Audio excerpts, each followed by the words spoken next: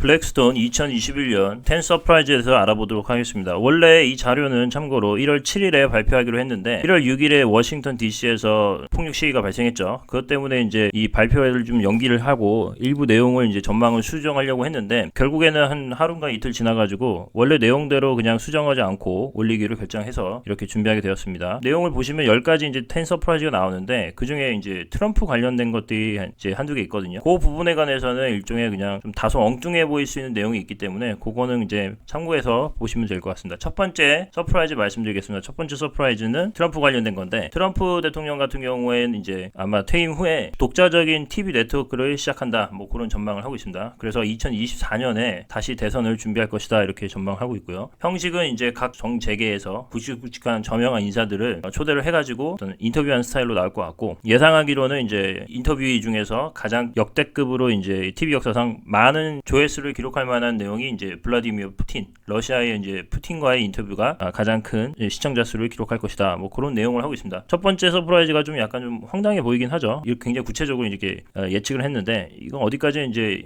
블랙스톤에서 보기에도 이제 미래에 대한 예측이기 때문에 얼마든지 이런 거는 뭐 바뀔 수 있는 거고 그냥 하나의 어떤 재미있는 내용 정도로 참고하시면 될 것 같습니다. 두 번째는 이제 미중 간에 그동안 굉장히 적대적인 관계가 있었죠. 트럼프 정권 안에서 그것들이 상당 부분 어떻게 보면 언와인딩 될 수 있다 그런 전망을 하고 있습니다. 그래가지고 이제 바이든 행정부에서는 무역 관계가 건설적으로 굉장히 회복할 것이다 보고 있고요. 그래서 아마 이머징 마켓에서의 가장 랠리를 견인하는 거는 이제 중국 A쉐어죠. 본토에 상장되어 있는 주식 인덱스가 가장 상승이 리드할 것이라고 생각하고 있고요. 그 이유 중에 하나는 아무래도 뭐 실질적으로 이제 무역 비중을 봤을 때 중국을 대체할 만한 트레이딩 파트너를 사실 미국으로서 굉장히 찾기가 어렵다는 거죠. 그 정도의 어떤 제품 퀄리티와 가격을 맞출 만한 그렇기 때문에 그동안 이제 트럼프 정권에서는 상당히 많은 긴장 관계가 있었지만 그런 부분이 아무래도 트럼프 정권보다는 훨씬 더 완화된 스탠스로 나오지 않을까라고 지금 생각을 하고 있습니다. 세 번째 서프라이즈는 이제 5개 내지 한 10개 정도의 지금 현재까지의 백신이 지금 뭐 성공적으로 얘기를 하고 있는데 그런 개발과 더불어서 이제 치료학에서의 어떤 진전 이런 것들이 맞물려 가지고 미국이 흔히 말하는 그 전염병 사태 이전에 백투 노멀이죠. 그 정도로 돌아가는 시기를 올해 메모리얼 데이 전까지로 보고 있습니다. 메모리얼 데이는 참고로 5월 31일이고요. 미국에서. 그래서 이제 이때가 되면은 아무래도 사람들이 비행기를 탑승하거나 그러니까 여행을 위해서 혹은 출장을 위해서 영화나 극장을 관람할 때 그리고 어떤 굉장히 많은 수의 관중 야구 경기나 뭐 이런 풋볼 같은 경우 그런 스포츠 이벤트에 참가할 때는 백신을 맞았다라는 어떤 그런 프루프를 요구할 것이라 이렇게 얘기하고 있습니다. 그리고 이제 작년 같은 경우에 이제 연기가 되었죠. 올림픽 같은 경우가 아마 올해 한 7월 정도쯤에는 아마 실질적인 관중들이 관중석을 메꾸면서 경기가 치러질 수 있다 뭐 이렇게 전망을 하고 있습니다. 네 번째는 이제 흔히 말하는 빅테크 관련된 내용인데요. 구글하고 페이스북 뭐 이런 기업들이 작년 같은 경우만 해도 굉장히 뭐 독과점이다 이런 이슈가 있었기 때문에 이 회사를 쪼개야 되는 거 아니냐 뭐 쪼갤 수 있다 이런 여러 가지 리스크가 부각이 됐었는데 블랙스톤에서 보기에는 이런 주장들이 설득력을 얻으려면 그들이 이제 담합을 해가지고 소비자한테 어떤 피해가 있어야 되는데 실질적으로 소비자의 어떤 베네핏을 봤을 때 후생이 사실 이제 어떤 훼손되기보다는 증가하는 방향으로 왔다 그런 식으로 이제 결론이 내려지지 않을까 생각하고 있고요. 그렇기 때문에 일정 부분의 어떤 그 독과점을 완화할 만한 여러 가지 레귤레이션도 좀 추가될 수 있죠. 하지만 그럼에도 불구하고 이런 기업들을 쪼개야 된다 뭐 그런 어떤 주장들은 상당히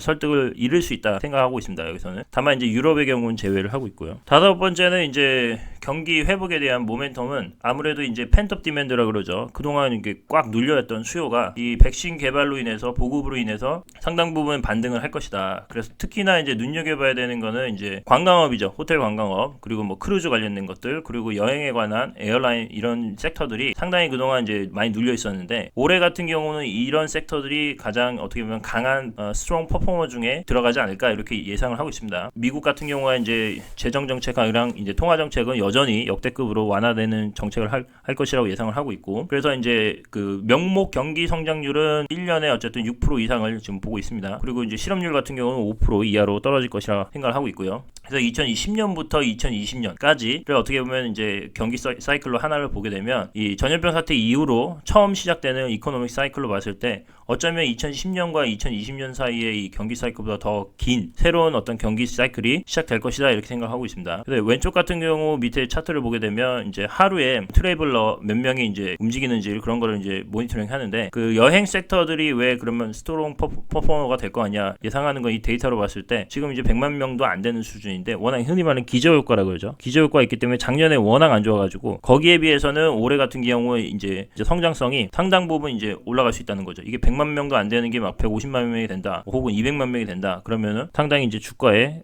큰 반영이 있을 수 있다 이렇게 생각하고 있습니다. 여섯 번째 서프라이즈는 연준하고 미 재무부가 흔히 말하면 MMT라고 그러죠. 제로 금리하고 무제한 양적 완화 이런 것들에 대한 어떤 스탠스를 계속 유지할 것이다 하고 있고요. 물론 이게 언제까지 지속될지는 잘 모릅니다. 그래서 왼쪽에 차트를 보게 되면은 이제 재정 적자가 지금 현재 3조 달러 정도로 가고 있는데 뭐 이상이 더 늘어날 수도 있는 거죠. 요거를 이제 파이낸싱 하기 위해서는 금리를 낮춰야 되는 거죠. 그래서 이제 MMT 이런 스탠스를 이제 인정하든 인정하지 않든 유지가 될 것이다 이렇게 생각하고 있고요. 또 인플레이션 같은 경우는 굉장히 완만하게 증가할 것으로 보고 있고 그렇기 때문에 이제 금과 암호화폐죠. 비트코인 같은 자산들이 시장으로부터 더 많은 리스펙트, 각광을 받게 될 것이다 이렇게 생각을 하고 있습니다. 일곱 번째 서프라이즈는 이제 2020년 같은 경우에 사실 거들떠보지 않았던 섹터들이 이제 에너지 관련 섹터들인데 경기 활동이 다시 정상화됨에 따라서 이런 부분에 상당히 많은 기회가 올 수 있다 생각하고 있습니다. 그래서 흔히 말하면 백투 노멀 상황이 오게 되면 WTI 같은 경우에 배럴당 가격이 65불 정도로 회복될 수 있다 생각하고 있습니다. 작년 같은 경우 원유 실수가 역대급으로 굉장히 낮았는데 이런 부분이 상당히 회복될 수 있다고 생각하고 있고 그렇기 때문에 이제 흔히 말하는 하이드 채권, 에너지에 관련된 하이드 채권이 작년에 퍼포먼스가 상당히 안 좋았죠. 그런 부분이 이제 상당히 견조해질 수 있다 생각하고 있습니다. 그래서 이제 주식 같은 경우도 에너지 관련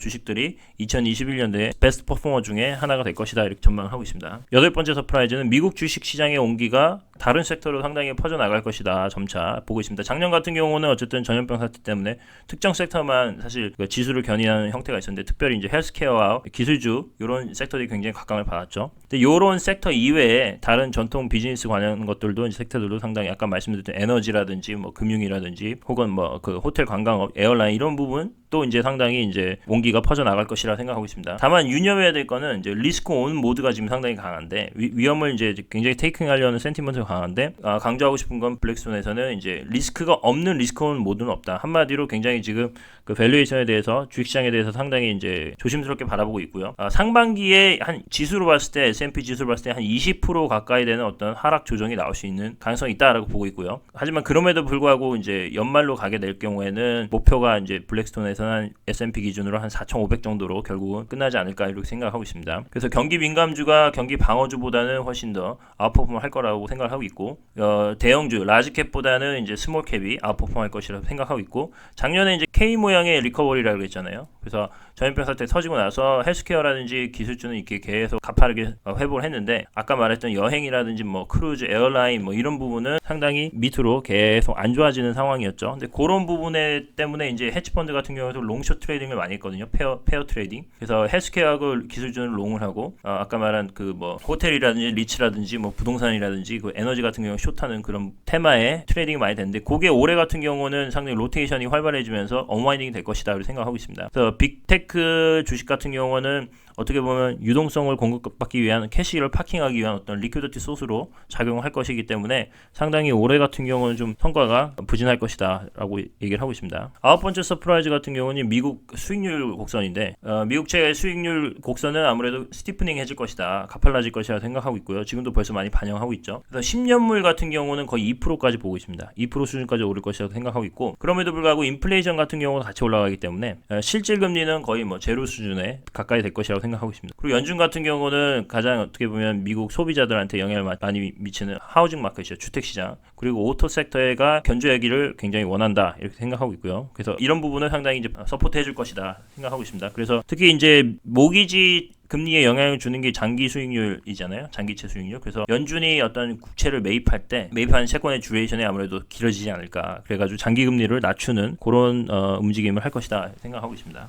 10번째 서프라이즈는 이제 지금까지는 어떻게 보면 글로벌 하우스들이 대부분 이제 달러 약세를 많이 예상을 했는데 거기에 어떤 반전이 있을 것이라고 생각하고 있습니다. 턴어라운드가 있을 것이라 생각하고 있고, 이유인즉슨 이제 사실은 전염병 사태가 터지기 전만 해도 전 세계 국가 중에 사실 미국이 성장성이 제일 높았잖아요. 그래서 미국에 대한 성장성에 대한 프리미엄 때문에 돈들이 많이 몰렸고 실질적으로 달러가 굉장히 강했는데 전염병 사태가 터지고 나서 사실 달러가 많이 약해졌죠. 백신이 다시 보급됨에 따라서 미국의 어떤 경제 성장성이 다시 회복하면서 해외 투자자들 입장에서 유럽이나 일본에 비해서는 미국의 성장성이 더 높을 것이다. 그래서 미국 자산들의 매력도가 증가해서 달러 약세가 상당히 반전이 일어날 수 있다. 이렇게 지금 얘기를 하고 있습니다. 마지막으로 텐 서프라이즈에 들 뻔했으나 들지 못했던 세 가지 서프라이즈 말씀드리자면, 첫 번째 같은 경우는 이제 사이버 어택이 실질적으로 경제에 큰 영향을 미치기 시작할 것이다 생각하고 있습니다. 그래서 동유럽이나 이제 중동 같은 경우에서 해커들 이런들이 활동을 해가지고 이런 쪽에서 어떻게 보면 실질적으로 뭐 은행 계좌가 해킹을 당한다거나, 그리고 뭐 의료 관련된 환자들의 어떤 그 기록들이 없어진다거나, 크레딧 신평사의 정보가 손실된다거나, 뭐 이런 실질적으로 경제에 영향을 미치는 사건들이 있을 것이다 이렇게 생각하고 있습니다.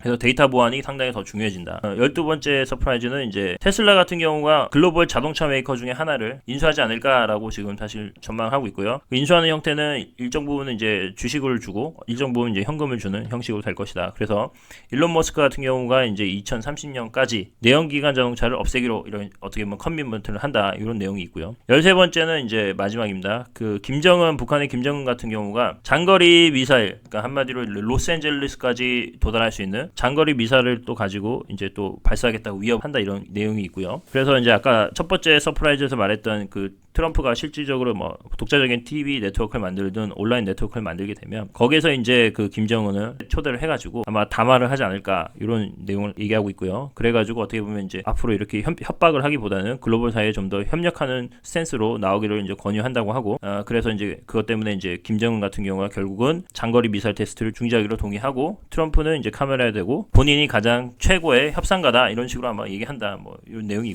있습니다. 이건 첫 번째와 13번째 같은 경우는 사실 그냥 참고만 하시면 될 것 같고요. 이상으로 이제 블랙스톤 2021년 서프라이즈에 관한 내용을 살펴봤고요. 오늘 내용이 유익했으면 구독과 좋아요, 알림 설정 누르시고 다음에 더 좋은 내용으로 찾아뵙도록 하겠습니다. 감사합니다.